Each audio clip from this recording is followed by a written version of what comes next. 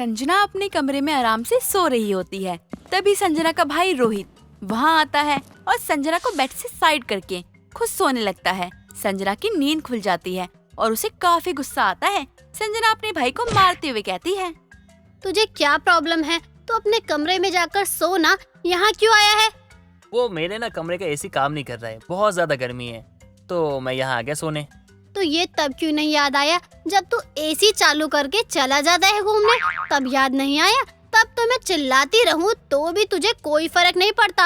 अब यहाँ आया है मेरे कमरे में। ये घर ना मेरा भी है, तो ये कमरा भी ना मेरा भी हुआ, ठीक है? चल अब चुपचाप से ना साइड हो जा, वरना ना रोती रह जाएगी। फिर मुझे मत बोलियो कि मैंने जगह नहीं दी तुझे, इसलिए ना अभी जगह दे रहा हूँ, चुपचाप से सो जा, थोड़ा साइड हो जा। सुनाई नहीं दिया क्या? मुझे सुनाई तो दे गया, लेकिन शायद तुझे समझ नहीं आया कि ये मेरा कमरा है। देख, मैं एक ही बात को बार बार नहीं बोलूंगी, तू खुद हट जा और अपने कमरे में चले जा, वरना मैं माँ को बुलाऊंगी। ओ मैडम, ना तो मैंने तेरे हाथ पकड़े हैं, ना तेरा मुंह दबाया है, ना तेरे पाँव पकड़े हैं, जो ना तू जाके माँ को बता नहीं सकती है। माँ को बताना है ना, जा बता दे। और वैसे भी माँ को ना सब पता है कि मेरे रूम में ना गर्मी कितनी ज्यादा है। अगर तू माँ को बुला के लाएगी ना, तो वो ना मेरा ही साइड लेंगी और मुझे ना यहाँ सोने के लिए मना नहीं करेंगी, समझी? अच्छा तो ठीक है, अब मैं माँ को ही बुला लेती हूँ। अब माँ ही तेरी खोई हुई अकल को वापस लाएंगी। माँ, माँ कहाँ हो? आओ न जरा यहाँ। संजना के बुलाने पे संजना की माँ रेखा वहाँ आती है। संजना अपनी माँ रेखा से शिकायत करते हुए बोलती है, माँ खुद देख लो इस रोहित को, एक तो मेरे कमरे में अपनी मर्जी से आ गया और ऊपर से मुझे ही अकड़ दिखा रहा है। आप इसे बोलो कि चुपचाप यहाँ से चला जाए। माँ, इससे मैंने कहा कि मेरे ना कमरे का एसी खराब हो चुका है, तो ना तू मुझे यहाँ पे सोने दे, तो ये मुझे मना कर रही है। और आप ही बताओ, इतनी गर्मी में मैं उस कमरे में सोने जाऊंगा? तो मेरी गलती तो नहीं है ना इसमें, मैं क्यों तेरे लिए एडजस्ट करूँ? तू कभी करता है क्या मेरे लिए एडजस्ट? मुझे बोल रहा है कि मैं एडजस्ट करूँ। माँ, अब आप ही बोलो इसे कि ये यहाँ से जाए। चुप कर तू। अरे रोहित गलत ही क्या कह रहा है? उसके कमरे में कितनी गर्मी लगती है, एसी खराब हो गया है। अब क्या ये बेचारा वहाँ गर्मी में सोए और तू महारानी यहाँ एसी में आराम करे? तो माँ आप ही बताओ ना, इसमें मेरी क्या गलती है? इसमें मेरी गलती कैसे हो गई? आपके सामने की ही बात है, जब ये एसी चालू कर कर चला जाता था, एसी चालू होने के बाद भी कमरा खुला छोड़ देता था, तब भी आप इसकी तरफ से ही बोलते थी कि बच्चा है, धीरे धीरे समझ जाएगा। और जब इतना बड़ा हो गया है, वाकई में समझना चाहिए, तो वो भी नहीं समझता ये, और अब भी आप इसे कुछ नहीं कहती हो। तो क्या हुआ, मेरा ही तो घर है। और वैसे भी कल को तू ससुराल चली जाएगी, उसके बाद सब कुछ तो मेरा ही हो जाएगा। तो फिर, और वैसे भी बेटियां पराया धन होती है, पराये घर जाती है, तो ना तू इस घर में अपना हक जमाना छोड़ दे। इसलिए तो मैं यहीं पसर के सोऊंगा, और माँ भी मेरा साथ देंगी, क्योंकि मैं उनका बेटा हूँ, उनके बुढ़ापे का सहारा, समझी? ससुराल ही जाऊंगी मैं, कोई जहन्नुम में नहीं जो वहाँ से वापस ना आऊं। ये लड़का है तो इसे ही सब दे दो, बेटिया का क्या है, वो तो गाली खाने के लिए ही पैदा हुई है ना। संजना अपनी माँ से काफी बहस करती है, लेकिन होता क्या है, जो रेखा चाहती है, रोहित बड़े मजे से अपनी बहन के कमरे में सोता है और संजना भी उसका कुछ नहीं कर पाती है। ऐसे ही कई दिन निकल जाते हैं। कुछ दिनों बाद संजना की शादी राहुल नाम के लड़के से हो जाती है। शादी के बाद संजना अपने ससुराल को अच्छे से संभाल लेती है। ये देख के संजना की सास गीता काफी खुश होती है। एक दिन संजना खाना बना के अपनी सास के कमरे में जाती है और अपनी सास को खाना देते हुए कहती है, माँ जी ये लीजिए, खाना खा लीजिए। आज मैंने आपकी पसंद की सब्जी बनाई है, भिंडी बहुत पसंद है ना आपको, तो मैंने वही बनाई है। चलिए अब जल्दी से उठ जाइए और खाना खा लीजिए। वाह बहू, तू तो सच में बहुत अच्छी है।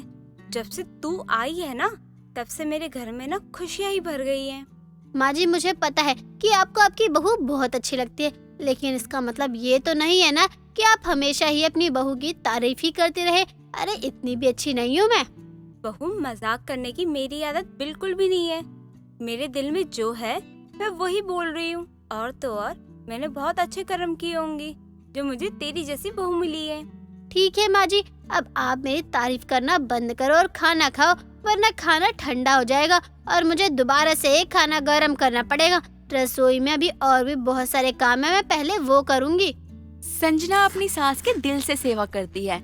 कभी भी संजना अपनी सास के साथ कुछ गलत नहीं करती है।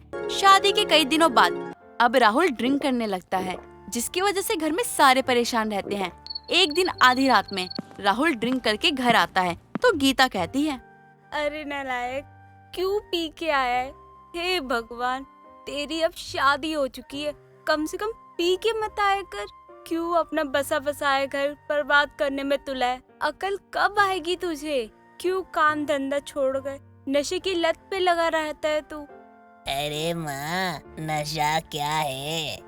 अरे नशा चीज ही ऐसी है, एक बार कोई करता है ना तो उसके सर पे चढ़ जाता है, उसके बाद तो वो उतरने का नाम नहीं लेता।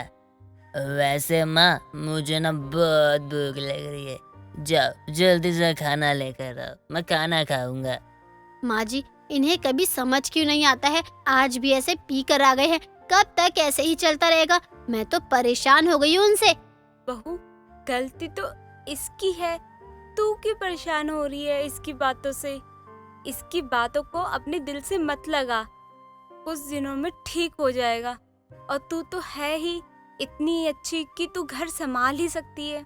गीता अपनी बहू को बहुत मानती थी। ऐसे ही कई दिन निकल जाते हैं। कुछ दिनों बाद गीता की तबीयत काफी ज्यादा खराब होती है तो गीता अपनी अलमारी से कुछ पेपर्स निकलवाती है और संजना को देते हुए कहती है, बहू, बहू, मेरी तबीयत बहुत खराब हो रही है और ये जो जमीन के कागजात है इसे तू ही रख ले। तुम्हें सब कुछ पता तो होना चाहिए। माँ जी, आप ये कैसी बातें कर रही है? आपको कुछ नहीं होगा। बहू, बहू, जिंदगी का तो कुछ पता ही नहीं है, आज हूँ या कल नहीं। मैं ये सारी जमीन ना मैंने राहुल के नाम कर दी है। माँ जी, आप उनके नाम क्यों कर रही है सब? आपको पता है ना वो कितनी पीते हैं, वो ये सब भी बेच खाएंगे। बहू, ये सब तो उसी का ही बनता है ना। तेरा तो मायका है और तेरा यहाँ क्या ही बनता है। अगर तेरा बच्चा होता तो बेशक मैं ये सब तेरे ही नाम कर देती। माँ जी, मैं अपना मायका छोड़कर आई हूँ। कहते हो ना आप सभी कि मायके के बाद ससुराल ही होता है बेटी का, तो अब ससुराल वाले ये कैसे कह सकते हैं? बहू, कभी बेटी का ससुराल अपना नहीं होता है, ये बात तुझे समझनी चाहिए। और ये तू जितनी जल्दी समझ जाएगी उतना ही तेरे लिए ही अच्छा होगा। संजना को अपनी सास की बातें सुन के बहुत बुरा लगता है, इसलिए वो अब अपना ससुराल छोड़ के मायके आ जाती है। संजना को देखकर रेखा काफी खुश होती है और उसे गले लगाकर कहती है, तू अचानक से कैसे आ गई? तूने आने से पहले कोई खबर भी नहीं दी। तुझे पता है मैं तुझे बहुत याद कर रही थी। वैसे इस बार कितने दिनों के लिए आई है तू? माँ, मैंने अपना ससुराल छोड़ दिया, अब मैं यहाँ रहने वाली हूँ। अब मैं अपना ससुराल वापस नहीं जाऊंगी, मेरा ससुराल कभी था ही नहीं। ये तू क्या बकवास कर रही है? बेटी की शादी के बाद उसका मायका कुछ नहीं होता है, ससुराल ही सब होता है। इसका मतलब ना मैं मायके की और ना ही ससुराल की। कोई बात नहीं, अगर मैं कहीं की भी नहीं हूँ तो खुद की तो हूँ ना। अब मुझे किसी की जरूरत नहीं है, मैं अकेले भी रह सकती हूँ। संजना अब ना ही अपने मायके में रहती है और ना ही अपने ससुराल जाती है। अब अकेले वो अपनी नई जिंदगी की शुरुआत करती है।